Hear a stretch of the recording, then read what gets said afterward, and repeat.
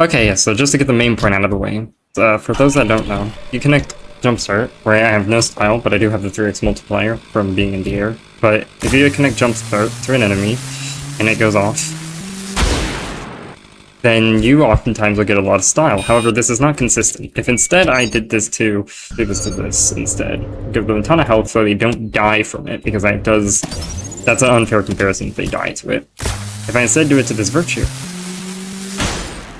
the end result is terrible. You get like no style out of it. Now, I have never known why this is, and I've seen multiple people that I would have expected to know why this is if it's well known why this is or I've seen them not know why when I'd expect them to if it's well known why. Anyway, so I did a quick investigation, and straight up, it's just the amount of EIDIDs that a single enemy has. I will explain what an EIDID is shortly, but pretty much, as a result, Mirror Reaper, I believe, is the highest in the game. Second highest, I believe, is actually Gabriel's second. And then third highest is Gabriel. Now, I made a mod. I made a typo in this mod. The text that's going to show up is going to say EIDs. That's incorrect. EIDIDs and EIDs are not the same. EID stands for Enemy Identifier. EIDID stands for Enemy Identifier. It's bizarre, but you know. So I do that. Mirror Reaper has 25, this is why it gives a lot of style. If you don't know, and what prompted this was actually comments on Brocolite's latest video, if you'd like to see that, where this point is mentioned about the Mirror Reaper. The video is about how the Mirror Reaper is actually helpful to you, and it's a true video. Gabriel second has 23, and then Gabriel has 22, and then from there it starts to, I think, generally drop off. I'll make a thing, a chart or something, probably, maybe, to describe what the different values are in terms of how many EIDIDs every enemy has. And then if we go all the way down to the furthest, you know, the bottom end of things, which is like mostly drones and whatnot. Yes, a Virtue is... Don't look at that, you didn't see Virtue is effectively a drone. Anyway, they have 2 EIDIDs, hence why they're so shit. Now, for why it's based on the amount of EIDIDs, it's very obvious. I'm surprised I missed it when I looked at the code. Pretty much for each, after doing the actual main damage, it does another round of damage in a for loop where, well, first it collects all the EIDIDs in the enemy, and then for each EIDID, it applies 1 epsilon of damage. Epsilon is as close to 0 as you can get without being 0, which actually has an effect, as in the damage it does is insignificant. Don't try thinking like, so if they have more EIDID, like 25 epsilons is not shit, okay? That's actually worthless. You will get more damage out of a single nail or a whiplash hit, I'm pretty sure. However, because it's actually, the reason, actually no, you know that, that's fine. Because the reason it has 1 epsilon of damage is because further down the chain, if the damage is 0, it won't apply style bonuses. I realized that my explanation was incomplete because there is a little more to it. If you look at the zap method, the zap method it sets the hitter to be zapper, which is a string.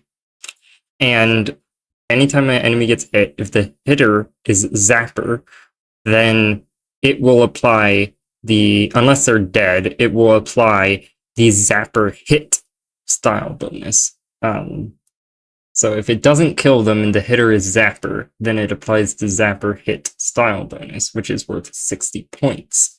So pretty much this style bonus gets applied over and over and over again. Now, of course, this style bonus does not actually have a visible representation. That's why you don't see it in your style menu UI HUD thing, but it is a thing that exists in the background. So they did this intentionally. This is not a bug.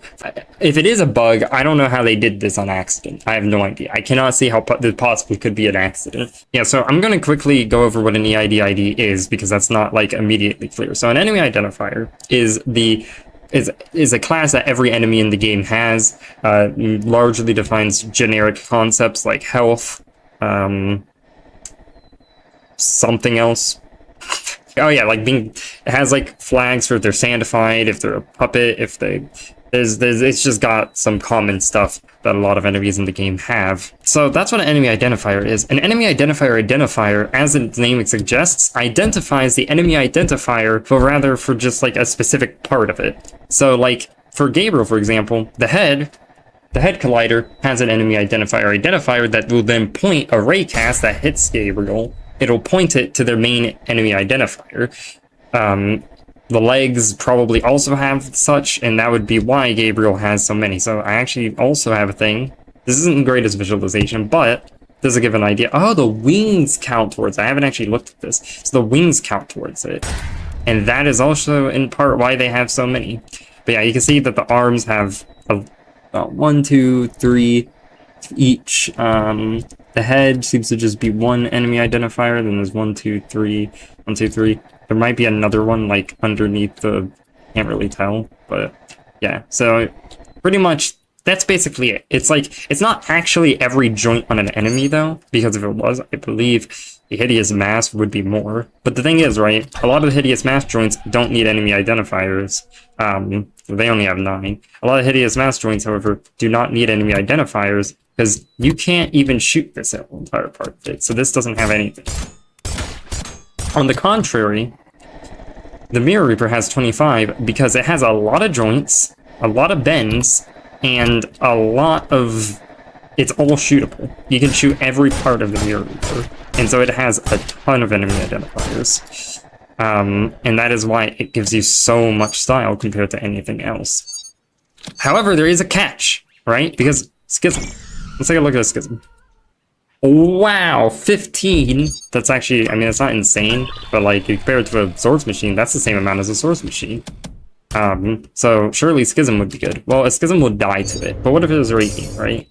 Because dying to it, it cancels out the whole thing. Because if it dies from the initial, like, zap damage, then when it tries to apply the epsilon of damage to all the EIDIDs, the style gets canceled out because the enemy's dead. Which, obviously, you can't get style on a corpse. But if you try doing this to a Radiant Schism, bizarrely, this happens. This actually confused me. Why do you not get much style? Well, the reason why is because you remember, epsilon is as close to 0 as you can get without being 0.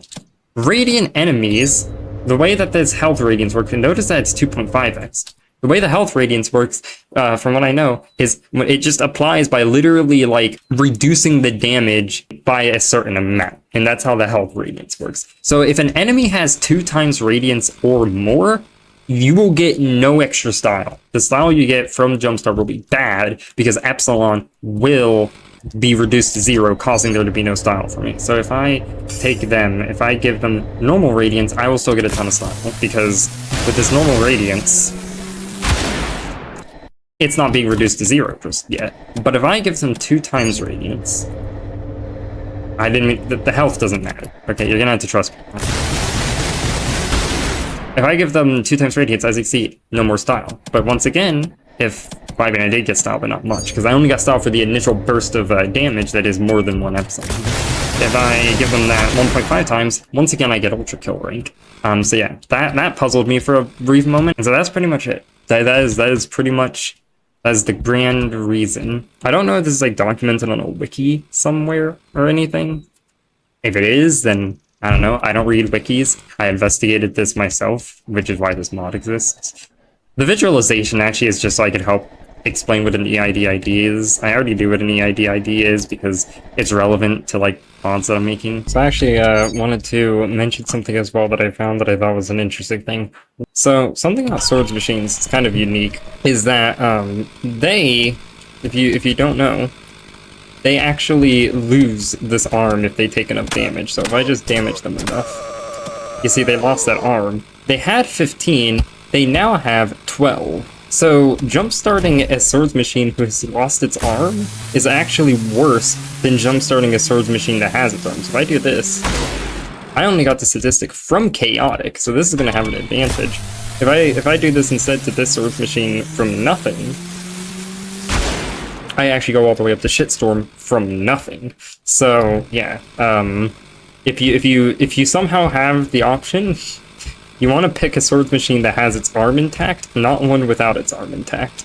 Of course, if the Swords Machine loses its arm in the process of the first hit, then that you might just be fucked either way. But that is another thing that you can in fact consider